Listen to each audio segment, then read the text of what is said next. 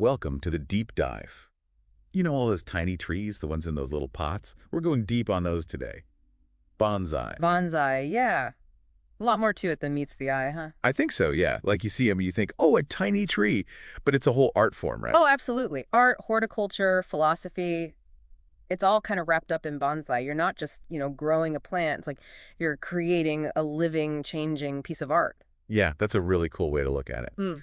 So before we get too far, can we bust a myth? A lot of people think bonsai trees are like genetically dwarfed or something. Oh, yeah. It's a super common misconception. But no, there's no genetic modification going on with bonsai. Okay, good. So no bonsai seeds at the garden center? Nope. No magic seeds, unfortunately. Darn. So then how do you get them so small?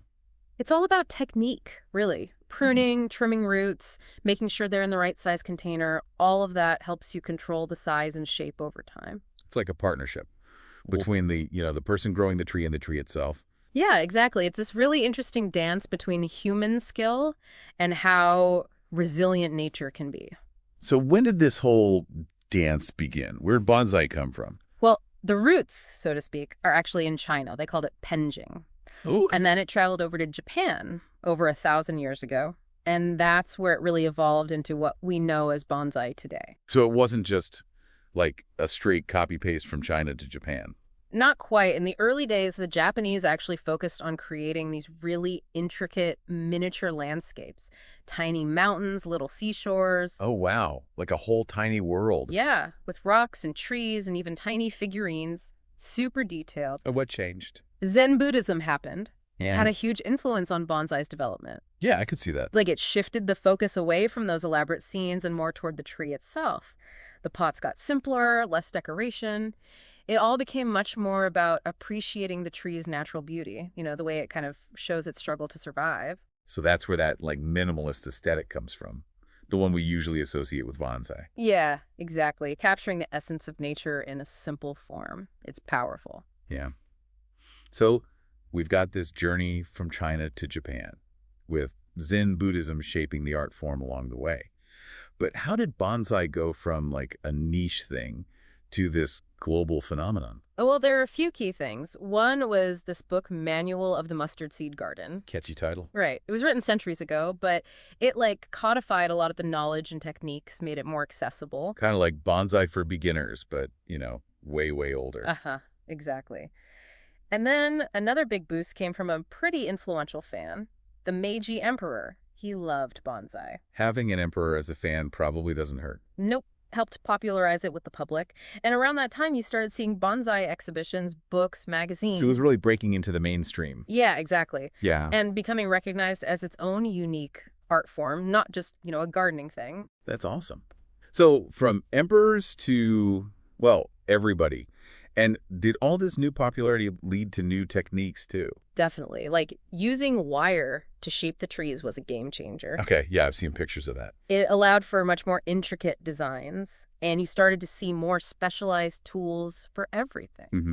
Pruning, root work.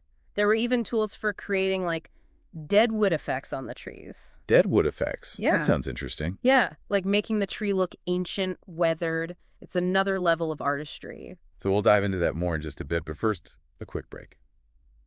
Okay, so before the break, we were talking about those deadwood effects in bonsai, like making the tree look super old. Yeah, gin and sherry, they call them. Gin and sherry, right? Yeah. So what's the point of that? Why make a tree look, kind of dead? Well, it's not about making it look dead, really. It's more about, showing the passage of time. Okay, yeah, I get that. Imagine a tree that's been through a lot, maybe struck by lightning or weathered by harsh winds. Right. It's going to have those bare patches of wood where the bark's been stripped away. It's like a record of its life, So the bonsai artists are trying to recreate that. Exactly. They're trying to capture that feeling of history, resilience, those moments that have shaped the trees, unique form. That's pretty awesome, actually. So you have all these, technical skills involved. Yeah. But what about the ideas behind it? What makes a bonsai look good?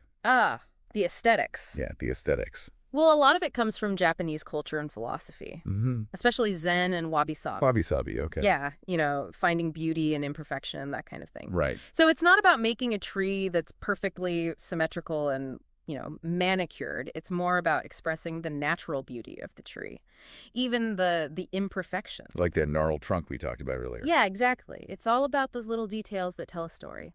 Cool. So, what else makes a bonsai aesthetically pleasing? Well, obviously it needs to be miniaturized, but it's not just about making it small. It's about capturing the essence of a full-size tree in a tiny form. Okay, so it should still feel like a big tree, even though it's, miniature. Yeah, exactly. And asymmetry is important too. Asymmetry? Bonsai artists usually try to avoid perfect symmetry because it just doesn't look natural. It's about reflecting the kind of randomness of nature. I see. It's interesting how these aesthetic ideas are tied to, like, big philosophical ideas. Yeah, it's not just about, making something that looks pretty. It's about expressing deeper ideas about nature, beauty, even time. Right, right. So let's talk about the different styles of bonsai. I've heard terms like formal upright, cascade. But what do those actually mean? Each style has its own visual language. They evoke different feelings, represent different parts of nature. But Okay. take the formal upright style, that's your classic bonsai. The one everyone pictures. Pretty much. Yeah. It's got a straight trunk, branches that spread out in a balanced way. It's meant to evoke strength, stability. Makes sense. Then you have styles like the informal upright. That one's a bit more, free-flowing.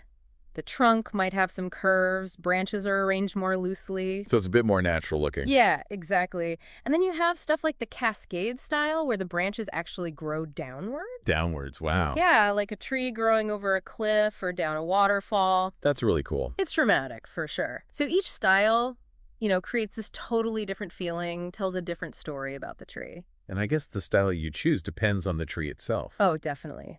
It's about understanding the tree's natural growth patterns and working with them. Like a collaboration almost. Yeah, that's a good way to put it. So we've talked about the tree itself, but what about the pot? You mentioned earlier that it's an important part of the whole bonsai thing. Oh, yeah, the pot is super important. It's like the frame for the painting. Makes sense. You got to choose one that complements the tree's shape, size, style. So what do you look for in a pot? Well, you consider the shape, the color, the texture, even the material it's made from makes a difference. So it's not just about finding one that looks pretty. Nope.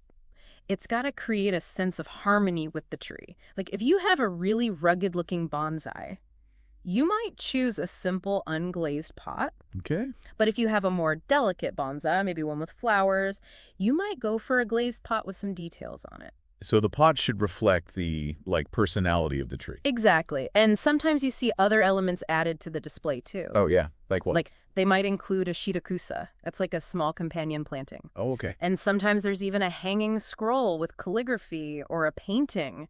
It adds another layer of meaning. Wow, it's like a whole art form in itself. It really is. And I think that's part of what makes bonsai so fascinating. It's this blend of horticulture, Oh. art, philosophy. It's all connected. Yeah, it's pretty incredible. So we've talked about, the art and the philosophy of bonsai, but what about the people who actually create these things, the bonsai masters?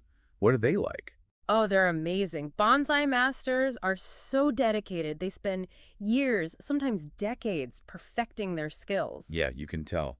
The amount of patience and observation it must take to work with these trees, it's incredible. It really is. Yeah. And it's not just about forcing a tree into a certain shape. It's more about understanding the tree, Okay. knowing how it naturally wants to grow and then guiding it in a way that makes it even more beautiful. So it's like a real partnership. Yeah, definitely. And just like with any art form, you have different schools of thought, different styles. Right. Some bonsai masters, they get famous for their innovative techniques. Others, they're known for creating trees that look super old, full of history. I can only imagine the skill it takes to do that. It's amazing. And you can see some of the best examples at bonsai exhibitions. Oh, like what? Well, in Japan, there's the Kokufuten. It's been running for almost 100 years. It's like the top bonsai exhibition. Wow, 100 years. That's impressive. Yeah.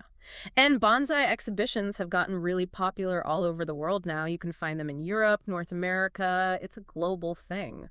That's awesome. So how do you even begin to categorize all these different types of bonsai? I mean, it seems like there's so much variety. There is. Well, one way is by size. Okay, makes sense. You have tiny ones, smaller than your thumb. Those are called mame bonsai. Oh, that's cute. And then you have huge ones, imperial bonsai, that can be taller than a person. Wow, that's crazy. So you've got size, and what else? style, species of tree, even the techniques used. Like, you might have a bonsai that's all about those deadwood features we talked about, Oh, right. or one that's known for its cascading branches. It's endless. It's like a whole world of bonsai waiting to be explored. Exactly. And beyond traditional bonsai, there are other cool things like psyche. Okay, okay. That's where you create these miniature landscapes with rocks, plants, even little water features. Oh, wow, that's neat. It's like building a tiny ecosystem in a container. And then there's kusamono. Kusamono, all right. That one focuses on like grasses and non-woody plants. It's all about showcasing the beauty of those. So there's like a whole bonsai family tree. Uh-huh. You could say that. It's a super versatile art form. Well, I think we've given our listeners a pretty good overview of the bonsai world today, from its ancient history to, all the different styles and techniques. Yeah, it's been a fun deep dive. It really has. And I think the biggest takeaway is that bonsai is about more than just, growing a small tree. It's about patience, observation, and really connecting with nature. Couldn't have said it better myself. It's a journey. A journey, yeah. And who knows, maybe some of our listeners will be inspired to start their own bonsai adventures. I hope so. It's such a rewarding hobby. Definitely. Well, that's it for this deep dive into the world of bonsai. Thanks for listening, and happy cultivating.